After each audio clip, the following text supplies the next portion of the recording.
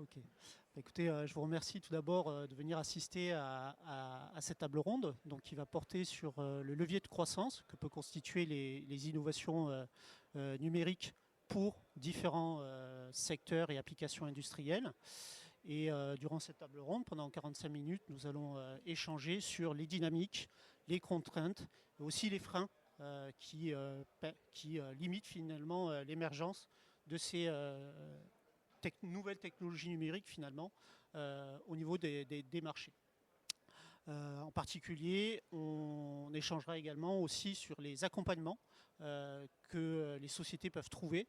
Alors quand je parle d'accompagnement, c'est très vaste, hein, ça parle de structuration, de débouchés commerciaux, de financement.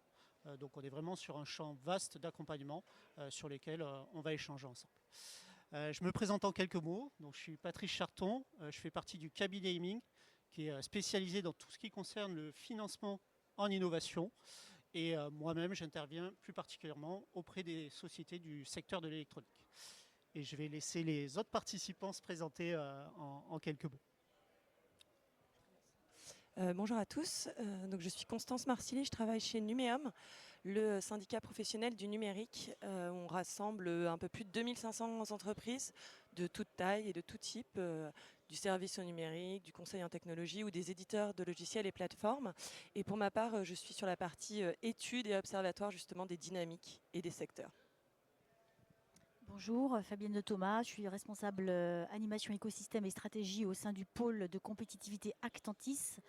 Alors Actantis, c'est peut-être que vous connaissiez le pôle de compétitivité SCS, hein, qui est donc le pôle numérique de la région Sud. On a fusionné il y a un peu moins d'un an avec un autre pôle de compétitivité. Donc on représente un écosystème de 350 membres, donc des chercheurs, des startups du numérique, des grands comptes et des investisseurs sur la région Sud, PACA et Occitanie. Donc notre terrain de jeu est de Toulouse jusqu'à Nice-Sofia. Et on anime donc cette filière pour justement permettre à nos membres, et notamment les startups et les PME, de grandir, de croître, d'investir, de structurer leurs projets. Et justement, c'est le cas avec DataGreen que j'ai à ma droite, Julien Choucroune, qui en est un bénéficiaire. Oui, bonjour à tous. Donc, je suis Julien Choucroune, responsable R&D chez DataGreen. Donc, on fait partie du pôle Actantis et donc on a le plaisir d'avoir été invité ici. Merci. Rapidement, DataGreen, en fait, on a voulu réinventer les data centers pour les rendre plus éco-responsables, plus durables, plus souverains face aux questions qu'on se pose actuelles d'économie d'énergie, d'impact environnemental, d'espace, etc. Et donc on a recréé nous-mêmes en fait des data centers avec des innovations brevetées propres chez DataGreen, dont on le fait par exemple de ne pas utiliser de climatisation, pas d'immersion. Et donc concrètement, moi je m'occupe donc de la partie R&D chez DataGreen, de piloter des projets d'intelligence artificielle, de les intégrer dans les data centers pour les rendre plus durables, plus souverains, plus performants. Voilà, merci. Merci à tous les trois. Donc, écoutez, je vous propose de commencer cet échange avec toi, Constance. Peut-être déjà pour nous donner un panorama sur les grandes dynamiques au niveau marché, hein, au niveau économique global, puisque je crois que récemment, il y a eu une publication faite par votre organisme sur les tendances sectorielles, les tendances marché pour l'année 2025, et donc voir finalement quelle est la santé économique du secteur du numérique, déjà en premier lieu. Oui, c'est vrai, on sort tous les semestres en fait un observatoire qui se veut assez complet, en tout cas je l'espère, sur les indicateurs des dynamiques de marché qui peuvent exister au sein du numérique.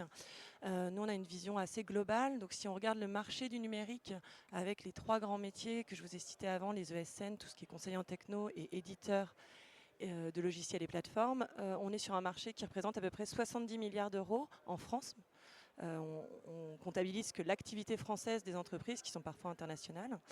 Et on voit qu'il y a des dynamiques différentes. On a un marché qui a connu pendant de très nombreuses années et surtout les quelques dernières une très forte croissance. Et c'est vrai qu'en 2025, il y a vraiment un ralentissement, notamment sur la partie service, puisqu'on prévoit, mais les incertitudes actuelles vont peut-être nous faire revoir nos prévisions. Ça commence à devenir compliqué de prévoir. 2,1% de croissance pour le marché au global en 2025, avec, si on fait les 3 grands pôles, on a à peu près 30 milliards qui se trouvent au niveau des éditeurs de logiciels et plateformes, et eux qui ont une dynamique très positive avec une croissance de 8,2% prévue en 2025, ce qui correspond également à la croissance que l'on avait mesurée en 2024.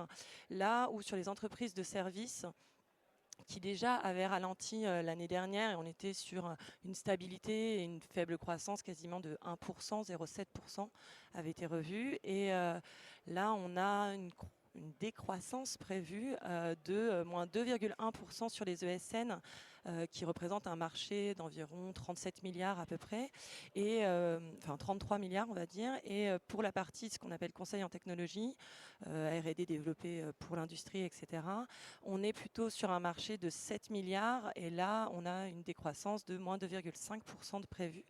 Donc on voit qu'il y a une très forte exposition sur toute cette partie servicielle qui est aussi par rapport à leur marché client. Et c'est vrai que sur de l'industrie, l'automobile a été en crise, l'aéro s'est un peu stoppé. Après, il y a des remues un petit peu. Mais c'est vrai que l'incertitude conjoncturelle joue énormément sur les investissements des clients. Et on voit qu'il y a un vrai recul d'investissement puisque la majorité des projets qui sont portés par ces entreprises sont aujourd'hui plutôt de l'optimisation que des investissements de la part de leurs clients.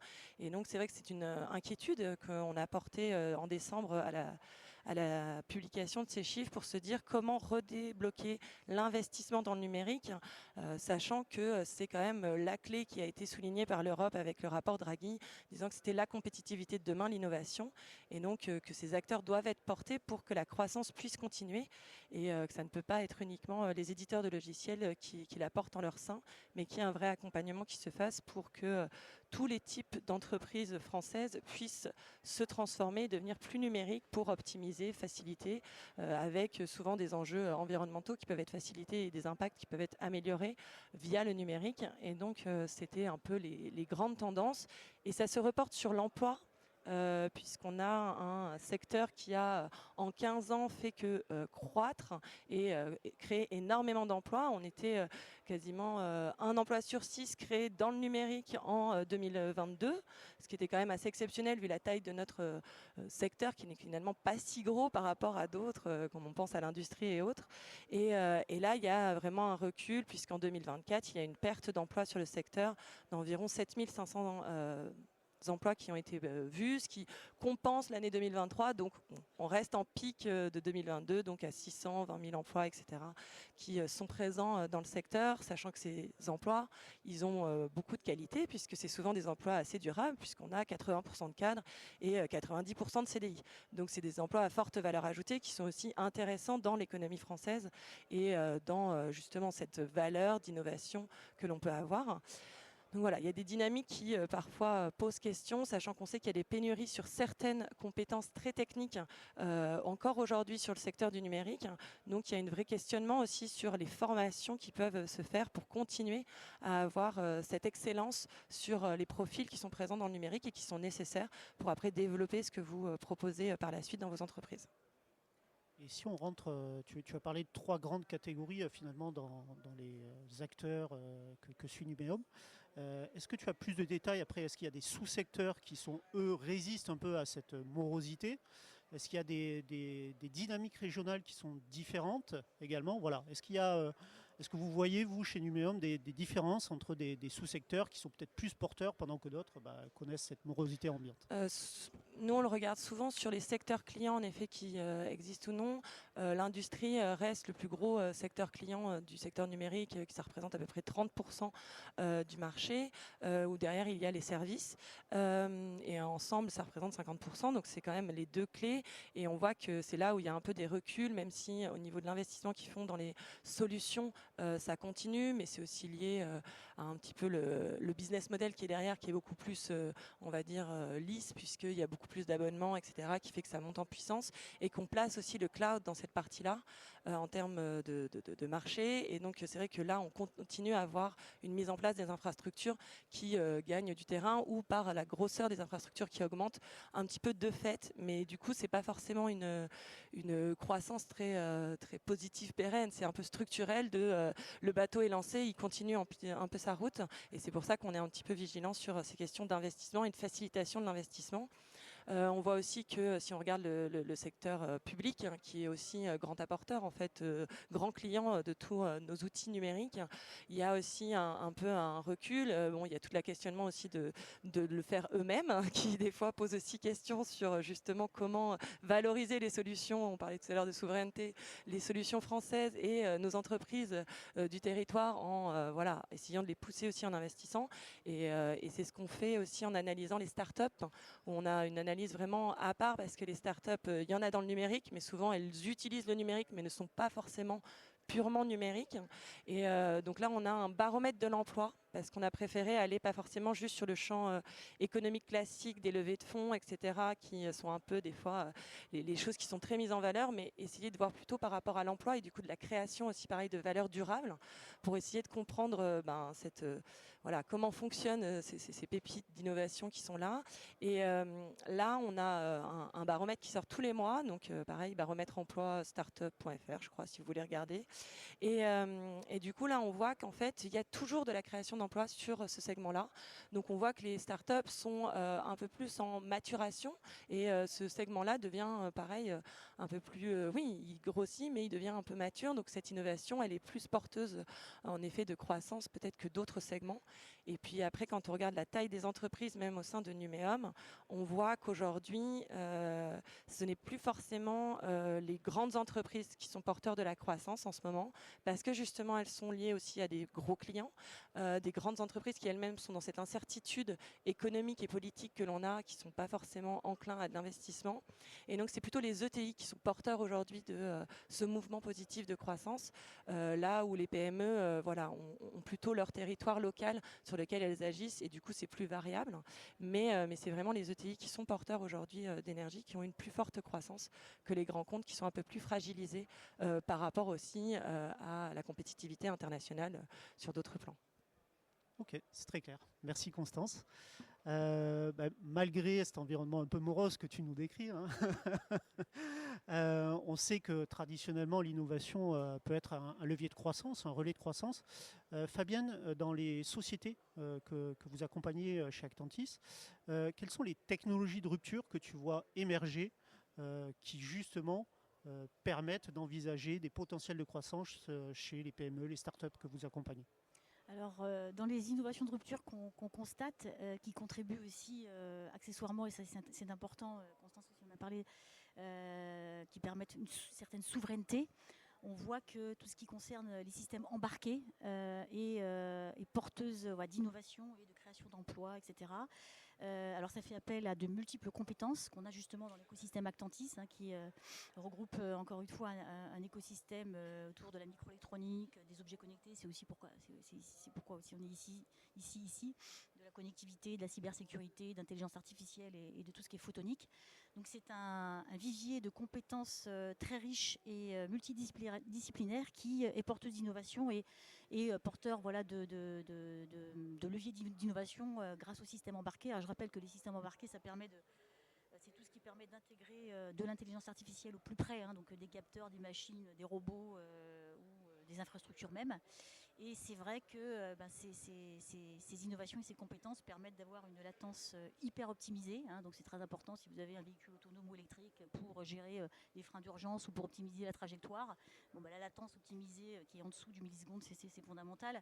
Ces systèmes embarqués permettent aussi une fiabilité, hein, permettent aussi une gestion optimisée des données sensibles, hein, parce que c'est vrai qu'envoyer toutes les données dans le cloud, à part que ça ne permet pas une latence optimisée, mais conserver des données en local, c'est très très utile, hein, que ce soit pour un véhicule, pour un robot industriel qui doit identifier des vibrations par exemple, hein, ça sert à rien de les envoyer dans le cloud, mais aussi dans le domaine de la santé, avec l'explosion des maladies chroniques, par exemple les pompes à insuline portées sur soi qui automatiquement dosent, hein, la bonne, qui injectent la bonne dose dans le corps humain en fonction de la donnée locale. Et encore une fois, inutile d'exporter ces données, encore une fois sensibles évidemment et confidentielles dans le cloud.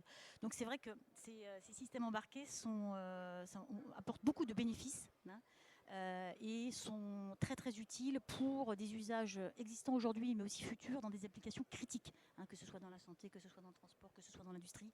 Et donc ça pour nous ce sont des compétences et des leviers d'innovation, bien que très très contraignants bien sûr, parce que qui dit embarqué dit peu d'espace, dit donc, des contraintes environnementales et d'espace et de computing, mais néanmoins porteur d'innovation. D'accord. Donc le mot-clé, c'est vraiment la souveraineté finalement de la technologie et le côté applicatif immédiat finalement pour nous au quotidien. Sur ces systèmes embarqués, parmi toutes ces avancées technologiques qui permettent justement d'implémenter ces systèmes, quels sont les freins et leviers, les freins plutôt que tu vois finalement dans le développement, dans l'émergence de ces technologies? Est-ce qu'il y a un manque de certaines expertises? On parlait tout à l'heure de formations qui sont en volume pas forcément suffisante pour répondre à ce besoin-là. Enfin voilà, quels sont pour toi les freins sur le développement justement des systèmes embarqués, que cette dynamique reste positive? Justement, oui, effectivement, ça nécessite, comme on le disait, donc des compétences effectivement très différentes, hein, il faut pouvoir être capable de construire des architectures hybrides, hein, qui gèrent et le local en embarqué et dans le cloud. Donc ça, c'est aussi une compétence forte. Il faut pouvoir concevoir des processeurs basse consommation avec donc des environnements, encore une fois, très très contraignants. D'ailleurs, Julien pourra en témoigner, hein, par rapport à cette contrainte justement d'espace, je dirais de pureté de l'air environnementale, etc. Donc il y a beaucoup de contraintes. Après, il faut pouvoir aussi faire fonctionner en gros un modèle IA qui fonctionne très très bien dans le cloud, hein, LLM ou pas. Eh bien là, il doit être au moins aussi performant, mais dans une toute petite puce. Et c'est pas une mince affaire, hein, donc il faut que. Et puis en plus, par rapport aussi à tout ce qui est impact environnemental, vous le savez aujourd'hui, c'est quand même très très important aujourd'hui. Il faut que ces modèles et ces modèles IA en général soient le plus frugal possible. Donc c'est aussi bien sûr une optimisation. Donc ça nécessite beaucoup de compétences, qui soient de l'ordre du semi-conducteur, du hardware, du software, du design, d'architecture, qui sont, je dirais pas rares, mais qui ne sont pas, qui sont quand même assez rares, et qu'on a la chance en tout cas d'avoir effectivement, grâce à Aiming aussi, hein, qui est membre de Actantis, qu'on a aussi la chance d'avoir dans notre écosystème, et qui sont porteurs encore une fois d'innovation et donc créatrices d'emplois pour encore une fois le transport, la santé, la mobilité. Voilà. Ok, merci. Je te confirme, effectivement, il y a certains profils techniques qui sont très rares, qui sont demandés par toutes les sociétés. C'est pour ça que la formation, c'est vrai que c'est très très important, la gestion des compétences, et pouvoir effectivement pouvoir développer et permettre à des jeunes, bien sûr, techniciens, ingénieurs, mais aussi des ingénieurs en poste, en formation continue, de pouvoir les former et leur permettre aussi d'accéder aussi à tous les outils IA qu'on peut voir aussi, hein, qui permettent bien sûr d'aider des développeurs IA, ça on le voit tous les jours, mais aussi de pouvoir automatiser des tâches et permettre justement de booster la filière en fait. Merci. Julien, c'est intéressant peut-être à ce moment d'avoir ton témoignage finalement, parce que comme tu l'as dit, hein, tu es responsable R&D dans une PME qui cherche justement à apporter une rupture technologique sur le marché. Si tu pouvais nous raconter finalement un peu ta vie de chercheur et pour justement faire évoluer cette technologie, et justement quels sont peut-être les points clés, les éléments importants que tu notes dans tout le chemin pour arriver finalement à amener cette évolution technologique sur le marché. Oui, alors nous chez DataGreen, donc on a commencé la recherche et développement en 2019, mais on a implanté la société qu'en juillet 2024, après avoir vraiment réalisé notre premier produit, l'avoir testé sur le marché. Et donc pour vous donner un peu de contexte sur une des innovations, une des applications sur lesquelles on a pu réaliser, c'est lors par exemple d'événements temporaires de grande envergure, des Jeux Olympiques, des événements sportifs ou autres, où on a besoin de puissance de calcul locale maintenant, souveraine, locale, décentralisée. Et c'est là où la technologie de DataGreen intervient. C'est qu'on a pu concevoir des data centers mobiles dans des conteneurs sécurisés, Ce qui fait que déjà on a une puissance de calcul assez forte, mais de façon locale. On a une meilleure acceptabilité de la population, puisque un des problèmes majeurs maintenant avec les data centers, c'est l'acceptabilité. Le problème social, c'est voilà, de voir un peu se voir construire des grosses usines de data centers partout. Bah, la population commence à en avoir marre. Et donc nous, derrière, on intervient là-dessus par notre innovation, où on peut décentraliser ces data centers-là, les rendre invisibles à la population, les rendre plus acceptables. Mais aussi intervenir sur vraiment le côté technologique de l'utilisation du data center, de l'économie d'énergie qu'on réalise par nos innovations de refroidissement, par exemple, ou comme je l'avais dit, on n'utilise pas de climatisation, donc on réduit déjà énormément les coûts énergétiques, on réduit l'impact environnemental. Nous aussi, on revalorise la chaleur perdue, en fait, donc tous les déchets, hein, toute la chaleur générée par les serveurs, nous, on vient la récupérer, la revaloriser pour directement la redistribuer à des systèmes de chaleur, à des bâtiments donc, locaux. Et donc, voilà, derrière, de façon totalement souveraine et intelligente, donc le tout piloté par l'IA. Et donc, les leviers de l'innovation, pour répondre du coup à cette question-là, c'était pour nous, en tout cas, d'abord de co-construire ces innovations-là, ces produits-là, directement avec les clients, les partenaires, au niveau des prototypes, des pilotes, des sites pilotes. C'est aussi voilà, de mélanger donc, l'industrie avec l'académique. Avoir des partenariats scientifiques stratégiques, c'était très important pour nous. Donc par exemple avec le Centre d'énergie atomique, le CEA, des universités, l'université de Nice par exemple. Ça c'était un levier très important pour nous voilà, pour avoir vraiment un impact sur nos produits, sur l'environnement, sur la souveraineté.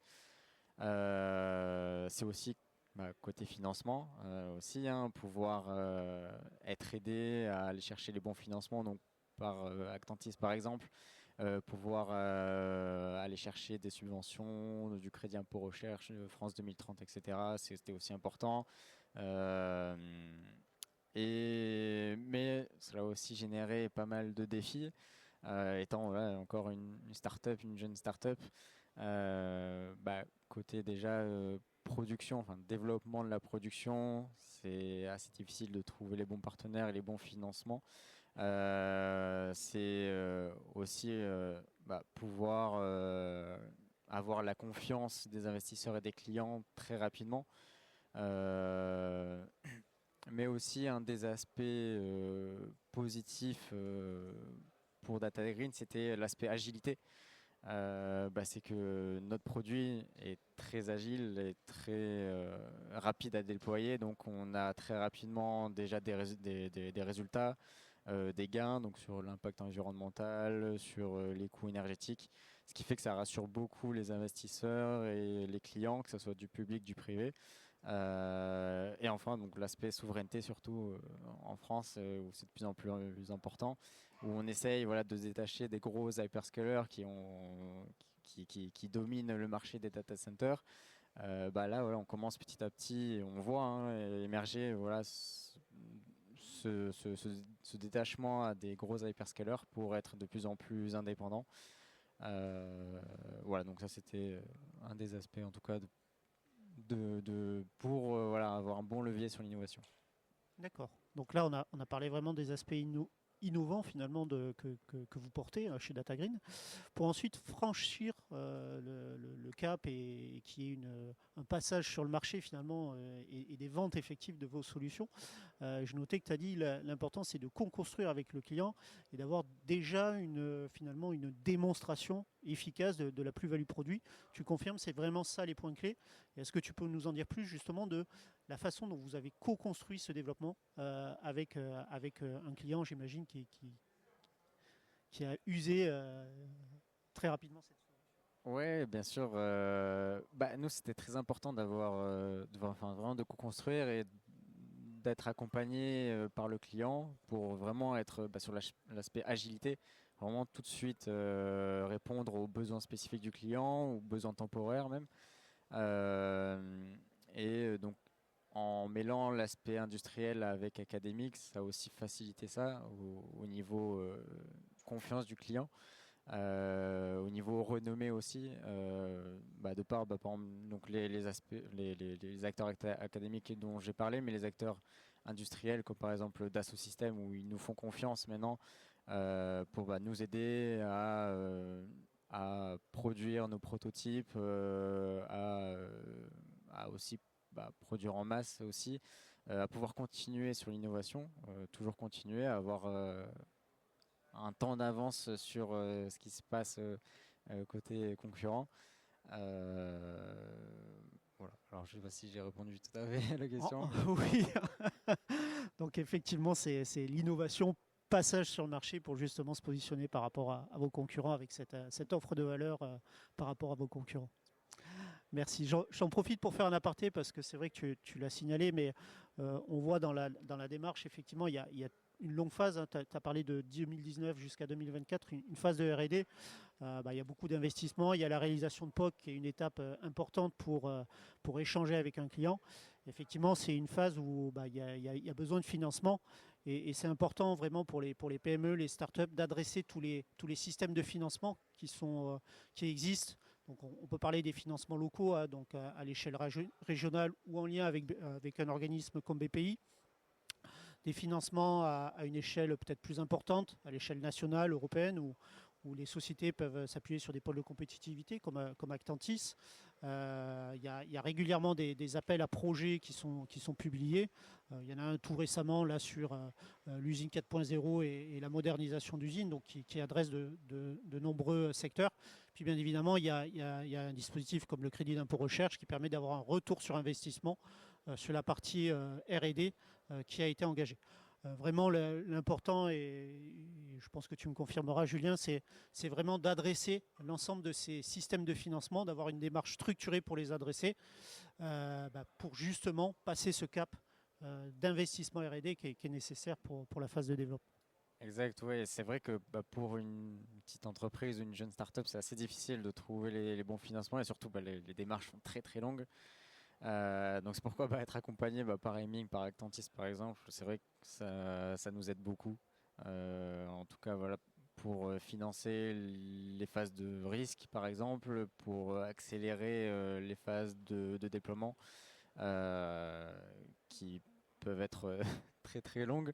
Donc ouais, c'est pourquoi par ces recherches de financement là ou par les aides en tout cas d'appel à manifestation à projet par exemple, ça nous a en tout cas beaucoup aidé sur l'accélération, sur le fait de pouvoir déployer rapidement, d'être agile. Voilà.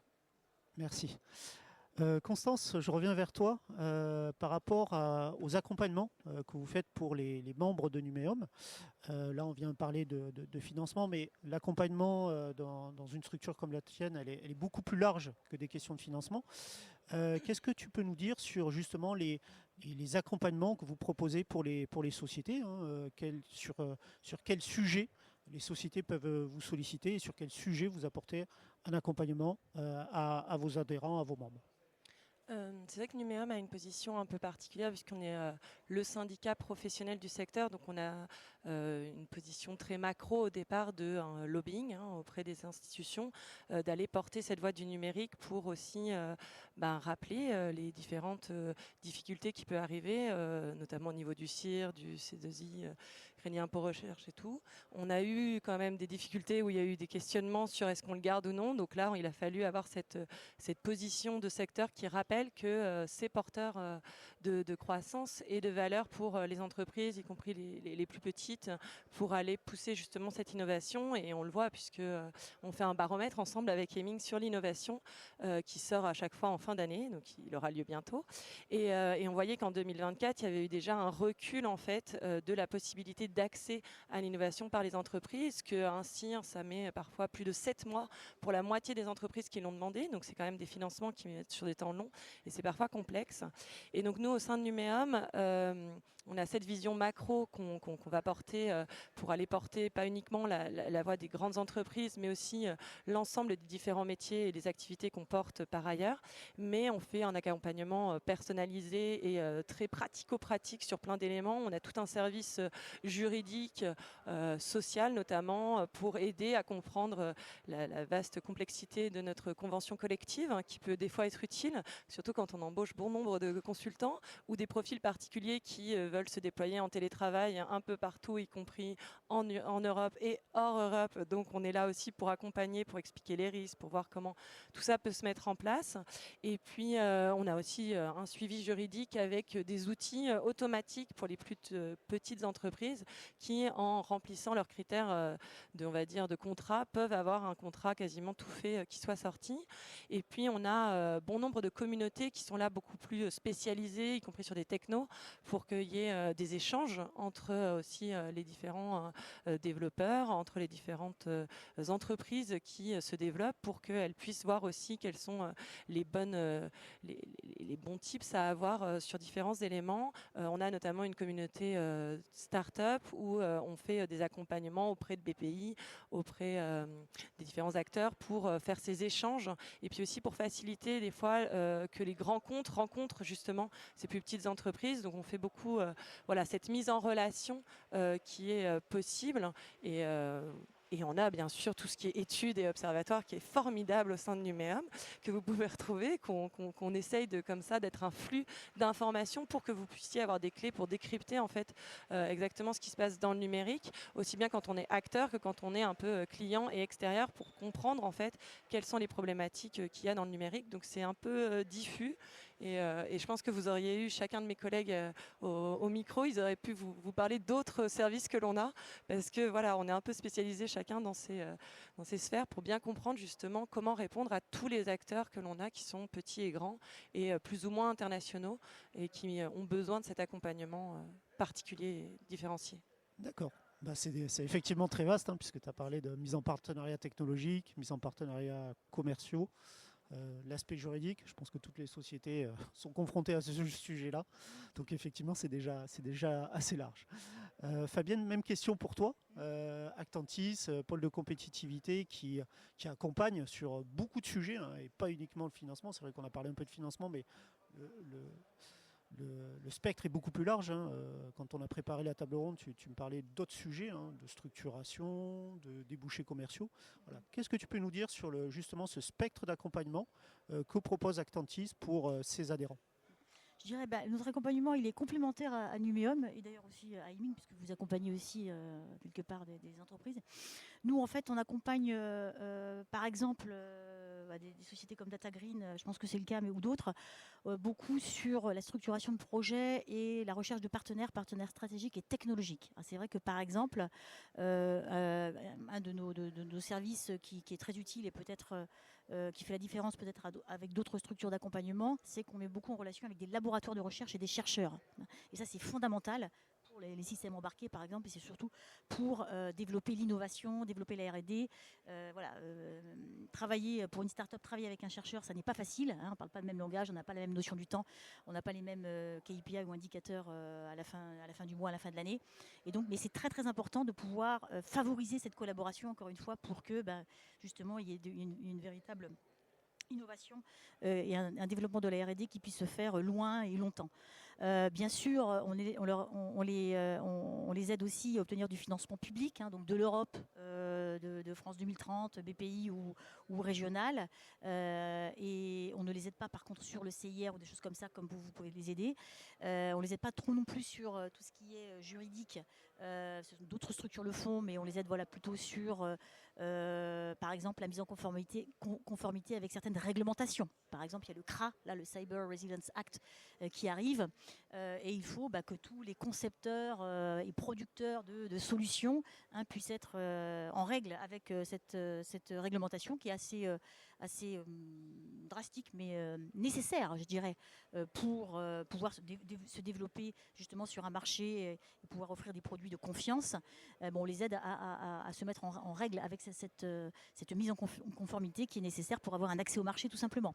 On les aide aussi à mieux comprendre un marché sur lesquels nos startups ne sont jamais positionnées. Par exemple, la défense. C'est vrai que certaines startups n'ont jamais mis un pied dans la défense. Ce sont des codes, c'est un jargon, c'est une manière de travailler, ce sont des process. Grâce à de la mise en relation qualifiée ou grâce à des événements aussi, je m'occupe de tous les événements d'Actantis, présentiels ou webinaires, on les aide à justement cette mise en relation qualifiée pour mieux comprendre les enjeux, les problématiques, les roadmaps de ces acteurs, par exemple, d'un marché donné. Et ça leur permet justement ensuite de développer des POC, des proof of concept, des démonstrateurs, et ça leur permet de pénétrer un marché qu'elles n'auraient jamais, auquel elles n'auraient pas eu accès avant. Quoi d'autre on les aide aussi à exporter. Fondamental, ou à aller sur des marchés qui ne sont pas, qui sont hors de France. On organise des missions à l'étranger, on accueille aussi des délégations étrangères. On est aussi très très actif au niveau des projets européens, avec beaucoup de financement aussi, tout ce qui est cascade funding pour ceux qui connaissent, je ne sais pas, mais c'est vrai que régulièrement on gagne entre guillemets ces projets européens. L'Europe nous verse quelques millions d'euros qu'on reverse en petits tickets de dizaines de milliers d'euros, ça peut aller jusqu'à 100 000 par exemple, pour pouvoir développer un proof of concept ou un démonstrateur entre par exemple 2 PME européennes de régions européennes différentes, ou alors entre un grand groupe et une start-up offreuse de solutions. Ça peut être dans l'industrie, dans la santé, dans la mobilité, etc. Donc encore une fois, ça leur permet d'exporter et d'avoir accès à un marché européen. Est-ce que tu peux nous donner un peu plus de détails sur ce dernier point? Parce qu'effectivement, chaque fois que j'ai eu l'occasion de parler avec des PME de ce sujet des cascades fundings, c'est un sujet qui est très peu connu. C'est assez nouveau comme système de financement par l'Europe qui passe finalement par un intermédiaire que vous incarnez. Qu'est-ce que tu peux nous dire sur la façon justement d'obtenir ces fonds? Parce que je pense qu'il y a une image des fonds européens qui sont très difficiles à capter, et justement ce sujet-là est une solution pour peut-être limiter les risques et le temps passé à demander des aides européennes. Alors c'est vrai que ce sont des appels à projets européens qui, comme tous les appels à projets européens, ont des taux de succès, comme on dit, entre le nombre de candidats et le nombre d'heureux élus faibles, certes. Mais nous, on candidate beaucoup et assez souvent, et on a un beau taux de succès. Donc c'est vrai qu'on gagne régulièrement quand même ces appels à projets européens. Donc ça nous permet encore une fois, sur une thématique donnée. Alors nous, évidemment, on candidate que sur les appels qui nous concernent, qui concernent nos thématiques. Donc par exemple, il faut pouvoir candidater avec un projet qui prouve que vous intégrez de l'intelligence artificielle ou de la cybersécurité ou une autre technologie numérique sur un marché donné, sur un secteur donné. Et puis, effectivement, il faut que le montage soit bien sûr fidèle à ce qu'exige l'Europe. Ça peut être, par exemple, il faut qu'il y ait dans ce consortium de projets deux PME, par exemple, mais ça peut être aussi parfois un grand compte, qui soient de régions européennes différentes. Donc ça peut être, par exemple, il y en a une qui est en région sud, PACA, effectivement. On prêche aussi pour notre paroisse, bien sûr. Et puis une autre qui est en Allemagne, ou un fabricant de mozzarella en Italie, ou un automotive, un fabricant de pièces détachées, ou un constructeur automobile en Allemagne. Donc ça marche très très bien. D'ailleurs, on a été labellisé il y a quelques années meilleur cluster, ou en tout cas porteur, si vous voulez, de projets cascade funding par l'Europe, justement pour la gestion si vous voulez, de toutes ces... Et c'est vous qui devenez finalement l'intermédiaire dans l'attribution des fonds et dans la validation des projets pour les PME. Oui, l'Europe nous verse un montant sur d'ailleurs un compte bancaire spécifique. Et après, c'est vrai que c'est nous qui structurons tout, c'est-à-dire qu'on définit les critères de sélection, en accord avec l'Europe, bien sûr, le comité le jury qui va évaluer chaque projet candidat pour pouvoir être lauréat de ce dispositif. Effectivement, on structure tout ça, mais c'est aussi possible et on est aussi légitime, je dirais, là-dessus. C'est grâce à l'expertise qu'on a en interne. En fait, on a la chance d'avoir beaucoup d'expertise et donc des experts, je dirais, qualifiés qui, bien sûr, signent des NDA, etc., parce qu'il y a beaucoup de confidentialité derrière. Et en fait, cette expertise, encore une fois, pluridisciplinaire et apporte un regard croisé sur le projet candidat et ça permet en fait de sélectionner des bons projets qui effectivement 1 an, 2 ans, 3 ans après sont porteurs de façon créateurs d'emplois et sont porteurs d'innovation sur une filière. D'accord, merci. Julien, toi, tu as bénéficié finalement, si j'ai bien compris, de l'accompagnement d'Actantis sur différents sujets. Peut-être nous dire finalement ce que vous en avez retenu de positif chez DataGreen, qu'est-ce que vous en avez ressorti et qu'est-ce que ça vous a permis finalement dans l'accomplissement du projet ou dans le développement du projet. Et puis après, peut-être j'ai une autre question plus générale, alors qui sort de l'accompagnement d'Actantis, mais j'imagine que vous avez dû regarder quelle typologie d'accompagnement s'offrait à vous au moment de la création et du développement de la start-up.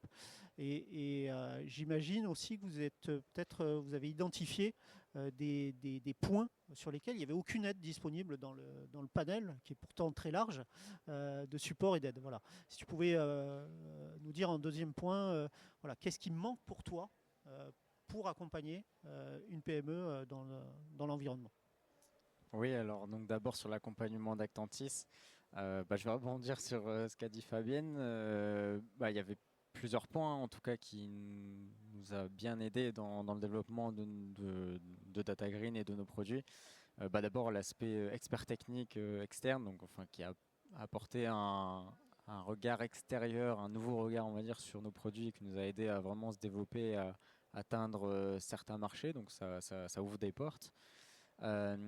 L'aspect mise en relation qui vraiment a joué un gros rôle pour nous, donc mise en relation d'industriels, de financeurs, de labos de recherche, vraiment rentrer dans cet écosystème-là de la région sud, on va dire ça nous a aidé énormément. Puis l'aspect aussi aide financière, aide à l'accompagnement, on va dire, pour accélérer les choses. Comme je l'avais dit, c'est vraiment très très long pour atteindre des subventions, pour atteindre certains appels à projets. Avec l'aide d'Actantis, vraiment ils nous aident encore à accélérer le processus, à nous donner des billes, à nous ouvrir des portes. C'est ça vraiment qui fait qu'on arrive à bien se développer et à garder cette avance-là, que ce soit pour DataGreen, mais même pour d'autres startups ou toutes les entreprises là, qui sont sur le stand de Actantis, je pense que c'est la même chose.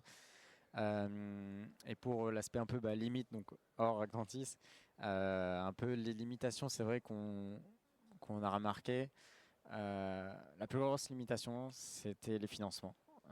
C'est vrai que on parlait un peu de cascade funding, donc de ruissellement.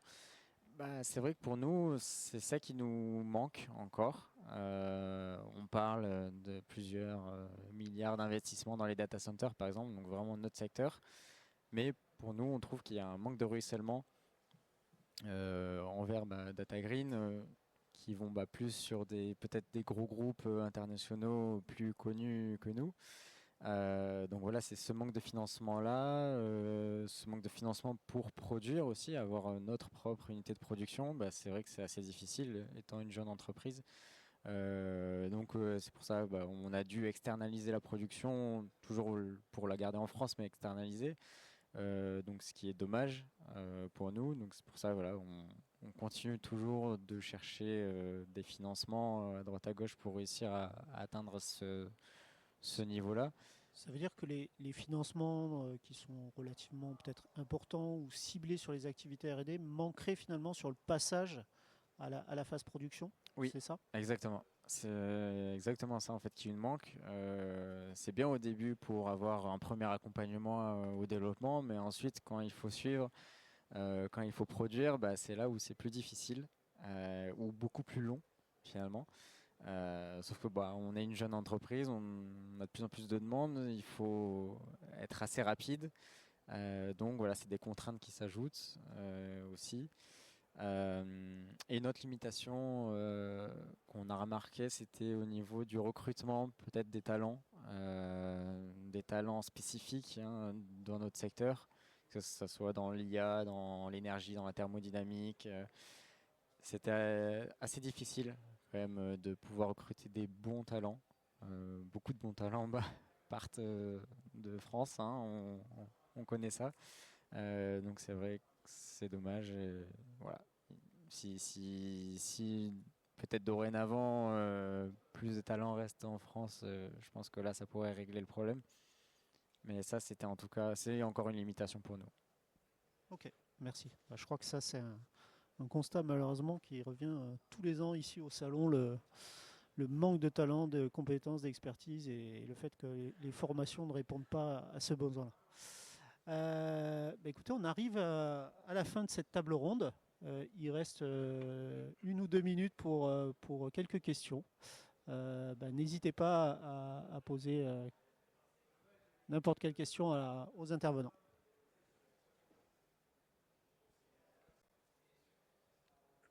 Tout est clair, alors c'est bien.